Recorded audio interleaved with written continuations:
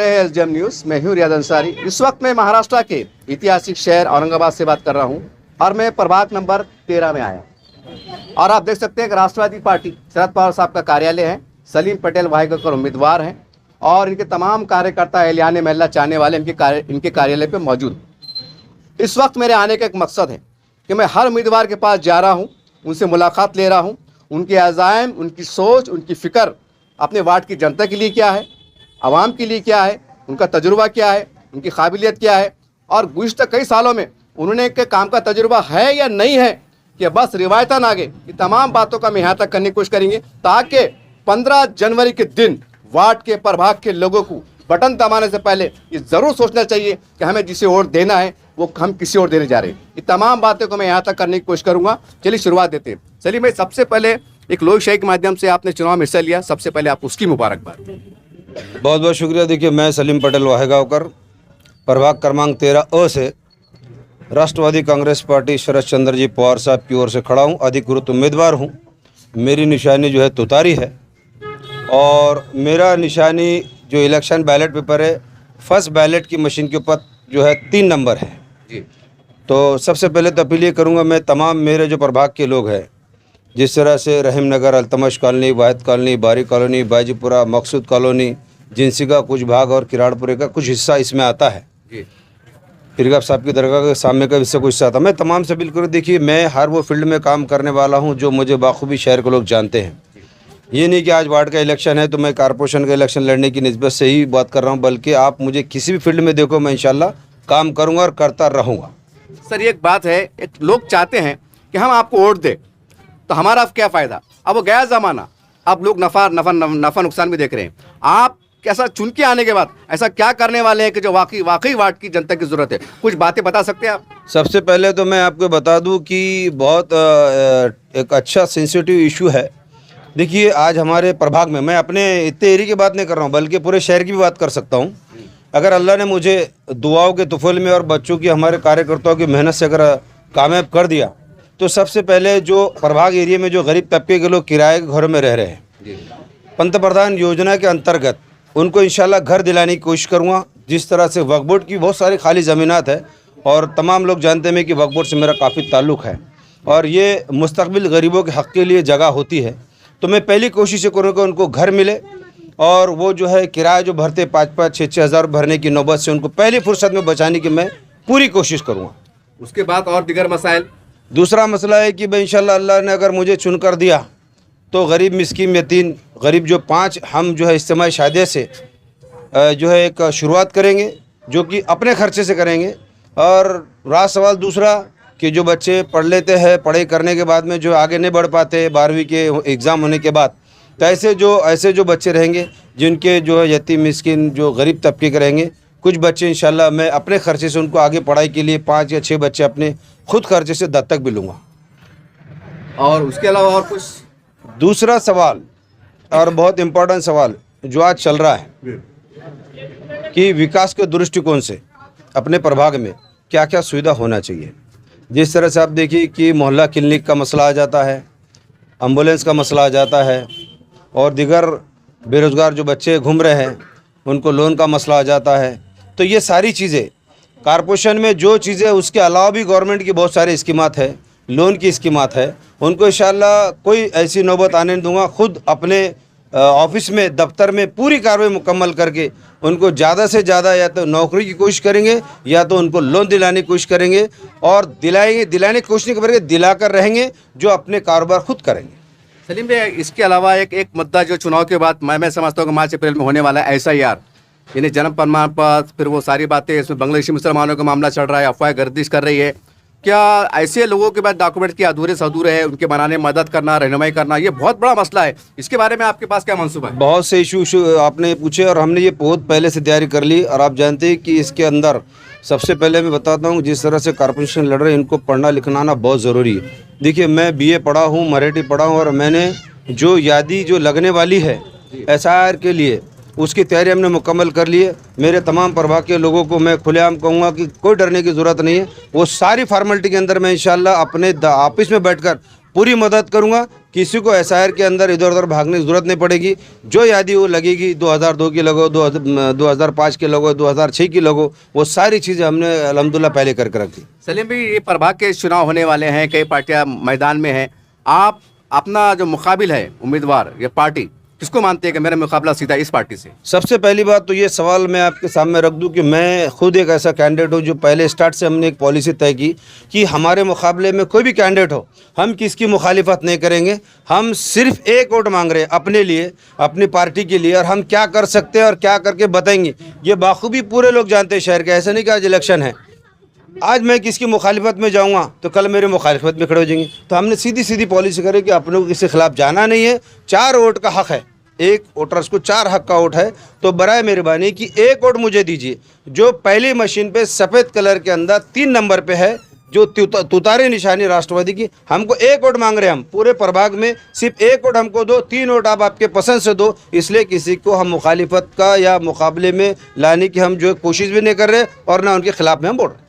Sir, कुछ बच्चे नौजवान जज्बात में मतलब कुछ लड़ ले रहे हैं, कुछ दिलों में मतलब दुश्मनियां पैदा हो जा रही हैं, तो भाई ये माहौल क्रिएट ना हो, अमन का माहौल रहे, प्यार का माहौल रहे, इसके लिए अलग से आपकी अपील क्या है? मैं सलीम पटेल वायगा और सबसे पहले तो तमाम शहर के नौजवानों से अपील करूंगा कि ये देखिए, सियासत इलेक्शन ये मुख्तसर 10-12 दिन का है। हम लोग इलेक्शन लड़ लेते हैं, लेकिन जो यंगर्स बच्चे होते हैं, जो अदर्स कैंडिडेट के मुकाबले के बारे में जो नारेबाजी करते हैं, जिससे इंतशार हो जाता, शर हो जाता, मुख्तसर झगड़ा होता, वो मुख्तसर झगड़ा नहीं रहता, वो आगे चल के बढ़ जाता है। तो हम तो हो जाते बाजू, लेकिन उनको तकलीफ होती। तो ऐसा कोई माहौल क्रिएट ना करे, नौजवान एक दूसरे के कैंडिडेट के विरुद्ध में या उनके कार्यकर्ताओं के विरुद्ध में मुखालिफत में घोषणा दे या उनके खिलाफ बोले, जिससे माहौल क्रिएट हो और कल ये थोड़ा सा झगड़ा बढ़ जाए और तुमको तकलीफ हो। ऐसा कोई काम मत करो, बल्कि इलेक्शन को इलेक्शन के नज़रिए से देखिए। जहाँ तक अपने बस्ती में, मोहल्ले में जो कैंडिडेट आपको अच्छा लग रहा, सुटेबल है, कैपेबल है, पढ़ा लिखा हो, जानकार हो, ऐसे के साथ आप दो और उनके हक़ में मतदान करा के उसको चुना के लाओ। और मैं एक कैंडिडेट ऐसा हूँ कि मेरा रास्ते से चलने वाला आदमी भी हाथ पकड़े काम ले सकता पूरे प्रभाग में। मैं एक ऐसा कैंडिडेट हूँ कि अगर बच्चा भी रहा मेरा हाथ पकड़ के बोल सकता है कि सलीम भाई मेरा फला काम है। आप पूरे कैंडिडेट को आजमा लो, किसी कैंडिडेट का आप हाथ पकड़ के तो छोड़ो, गेट पर भी नहीं जाएंगे आप। ऐसे भी कैंडिडेट बड़े बड़े पैसे के दम पर खड़े। मैं एक गरीब कैंडिडेट हूँ, अपनी पार्टी की तरफ से खड़ा हूँ। अपील यही कर रहा हूँ कि मैं जो है खड़ा हूँ, मुस्तकबिल पूरे प्रभाग के लिए नहीं, पूरे शहर के लिए लड़ूंगा, नौजवानों के लिए लड़ूंगा, ये मेरी कोशिश रहेगी।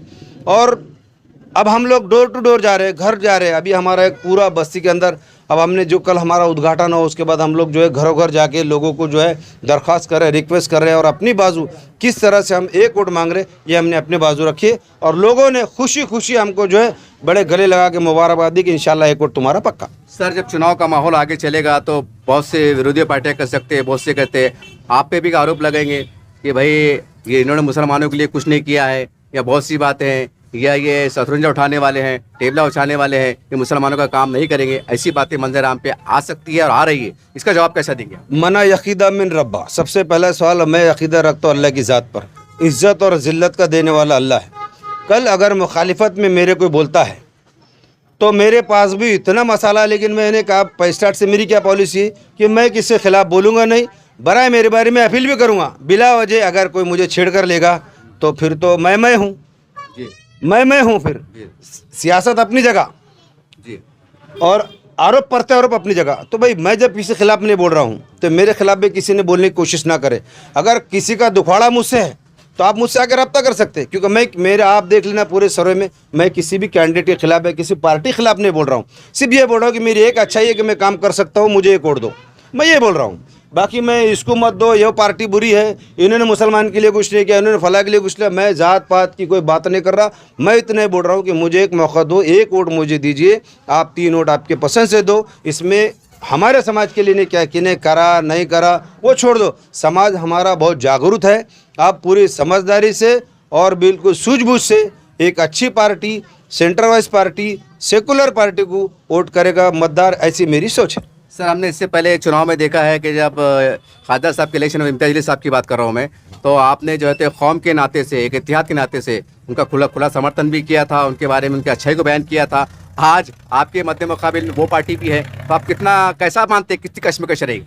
इम्तियाज़ अली साहब के बारे में मैंने आपसे पहले भी कहा, देखिए वो एजुकेटेड, पढ़े लिखे थे, MP MLA रहते, वो रिस्पेक्ट पर्सन है। मैं कभी किसी खिलाफ, आपने देखा होगा मैंने बोला नहीं, भले ही किसी ने मेरे खिलाफ बोला हो, लेकिन मैं बोलता नहीं। इज़्ज़त उनकी मैं आज भी करता हूँ, ठीक है, पार्टी उनके मेरे सामने खड़ी है, लेकिन मैं उनकी पार्टी के खिलाफ बोल भी नहीं रहा हूँ, क्योंकि वो कैंडिडेट पहली बात तो हमारे बस्ती के नहीं है, वो पैराशूट कैंडिडेट है। और वो पैराशूट कैंडिडेट की वजह से पूरे शहर का जो माहौल उनकी पार्टी में किस तरह से तितर बितर होगा, उस पर तो मैं बोलना नहीं चाहूँगा। देखिए, नाराज़गी वो कार्यकर्ताओं की भी ज़रूरी बनती है जिनका टिकट कट गया। अगर उनको थोड़ी बहुत इतना अगर पहले होती तो शायद वो किसी और पार्टी से अपने जो है आगे के इलेक्शन लड़ सकते थे। ये उनका गुस्सा है और उनकी नाराज़गी पार्टी से नहीं है, उनकी नाराज़गी जो है पार्टी के नेता से, इसलिए वो उनका आपसी मसला है। मैं तो इस मामले में कुछ नहीं बोलूँगा, सिर्फ मैं अपनी बाजू रखूँगा। सर, जो नाराज़ जो एमआईएम के जो है जिम्मेदार है, जो चुनाव लड़ रहे हैं, पैनल बना के लड़ रहे हैं, क्या उनसे भी आपकी कुछ बातचीत चल रही है कि भाई हम मिल के इलेक्शन लड़ते हैं? बिल्कुल बिल्कुल दुरुस्त बात हुई आपकी। कुछ लोगों का मैंने उन्होंने मुझको भी कहा है कि हम एक दूसरे का ताउन करेंगे, सपोर्ट करेंगे। आरिफ साहब से बात हुई आपकी? नहीं, मैं किसी का नाम लेकर किसी को उजागर तो नहीं करूंगा, लेकिन मेरी लगभग लोगों से बात हुई और अल्हम्दुलिल्लाह अच्छे लोगों ने भी मुझसे कहा कि जितना हमसे ताउन होगा हम करेंगे। मैं कहा कि भाई जिस तरह से मेरी भी आपको जहाँ मदद पड़ेगी मैं बिल्कुल आऊँगा और खुलकर आपके हक़ में बात करूँगा। से मैं आपके चैनल के माध्यम से मेरे तमाम प्रभाग के लोगों से अपील करूँगा, अल्तमश कॉलोनी, बारी कॉलोनी, वाहिद कॉलोनी, बाजूपुरा, मकसूद कॉलोनी, जिनसी का कुछ हिस्सा, तुम्हारे जो है जसवंतपुरे का हिस्सा और बाजूपुरे का हिस्सा, इन तमाम वोटरों से मैं सलीम पटेल भाई को अपील कर रहा हूँ। देखिए, फिर ये बोल रहा हूँ कि आने वाले 15 तारीख को पहले जो मशीन रखी हुई है, ऊपर का सफ़ेद कलर का जो पट्टा है, उस पर मेरी निशानी 3 नंबर पे है, उस पर आप बटन दबाकर जो है ज़्यादा से ज़्यादा वोट करिए।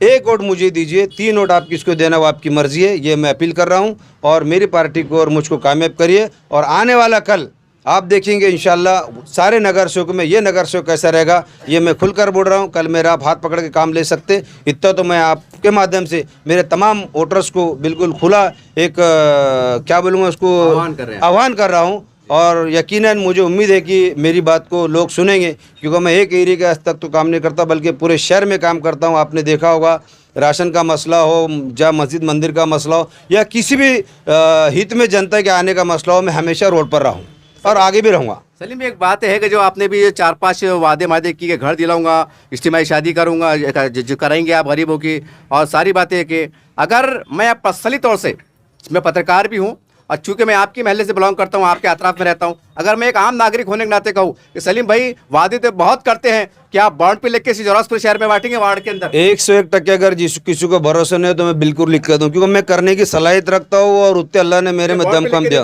101% लिख के दूंगा, सिर्फ मुझे चुन कर ला लो, एक मौका दो।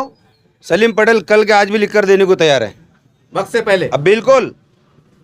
देखिए, इस तरह से आपने देखा सलीम पटेल वाहेगौर साहब से हमारी मुलाकात हुई और हमारा एक ही मिशन चल रहा है कि इनके ख्यालात को, इनके बात को, इनके एहसास को, इनके जज्बात को, इनके दर्द को तमाम प्रभाग के तमाम जनता के सामने रखा जाए। हमारा मुल्क जमहूरी अंदाज से चलता है, हर एक को अधिकार है कि आप किसी को भी वोट दें, लेकिन 2-4 बात जो मुझे बहुत अच्छी लगी ज़ाती तौर से वो ये है कि मैं 5 इज्तिमाई शादियाँ कराऊँगा अपने खर्चे से, बहुत बड़ी बात है। और इनके प्रभाग के अंदर जो किराए से रहते हैं, जो 5,000, 7,000, 10,000 रुपये महीने किराया भरते हैं, और प्रधानमंत्री आवास योजना में जो होता है ये किराए के अंदर कि आपका घर नसीब हो सकता है। ये इनकी एक बहुत बड़ी पहल है, बहुत अच्छी सोच है। बहरहाल ये तमाम जो बातें हैं, मैं समझता हूँ प्रभाग के जो मिडिल क्लास के लोग होते हैं, गरीब होते हैं, मजदूर तबका होते हैं, ये उनकी मन की आवाज़ है, ये उनके अपने मसाइल है।